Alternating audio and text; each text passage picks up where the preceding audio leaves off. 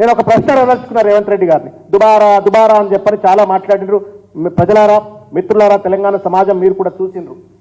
దుబారా అంటున్నాడు కదా, ఖాళీ కుండలు ఖాళీ బిందెలు అన్నాడు కదా, లంకె బిందెలు అనుకొని వస్తే ఖాళీ బిందెలు అనుకున్నాడు కదా. ఏం అడ్వర్టైజ్మెంట్ అండి ఇది? పైసలే లేవంటున్నావు కదా, పైసలే లేవనడానికి అడ్వర్టైజ్మెంట్లు ఎందుకు?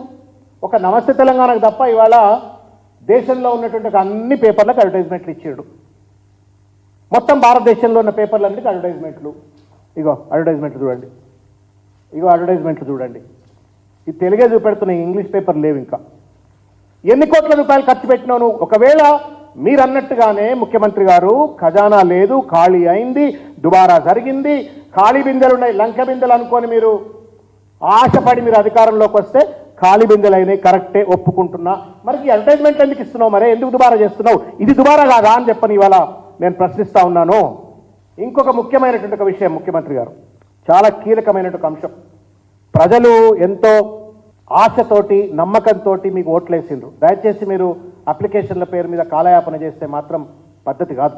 మీరు రైతు భరోసా పథకం వెంటనే అమలు చేయొచ్చు, మీరు 200 విద్యుత్ పథకాన్ని వెంటనే అమలు చేయొచ్చు, మీరు మహిళా లక్ష్మి పథకాన్ని వెంటనే అమలు చేయొచ్చు, మీరు 500 రూపాయల గ్యాస్ సిలిండర్ వెంటనే అమలు చేయొచ్చు. మీరు దీనికోసం మీరు తాత్సారం చేయవలసిన అవసరం లేదు, అప్లికేషన్లు అవసరం లేదు, అప్లికేషన్ల పేరు మీద కాలయాపన చేయవలసిన అవసరం లేదు అని చెప్పని ఈ సందర్భంగా నేను తెలియజేస్తూ, ఇంకొక ముఖ్యమైన విషయం, కొత్త బిచ్చగాడు పొద్దెరడు అన్నట్టున్నది ముఖ్యమంత్రి గారు వైఖరి.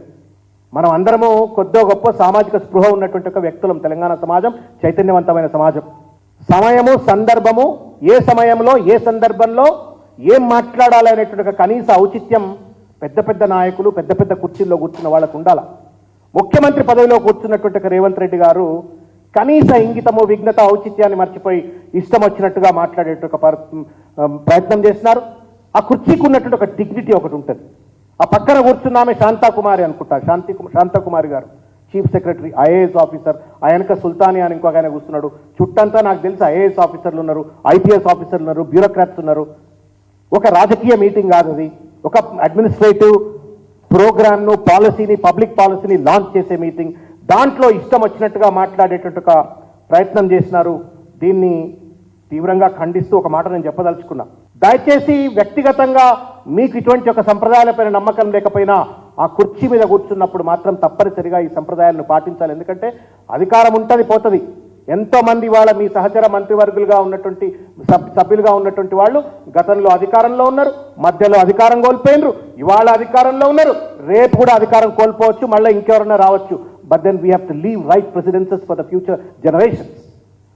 అది మర్చిపోయి ఒక ముఖ్యమంత్రి హోదాలో ఉన్నటువంటి ఒక వ్యక్తి ఇష్టం వచ్చినట్టు మాట్లాడటం కరెక్ట్ కాదు.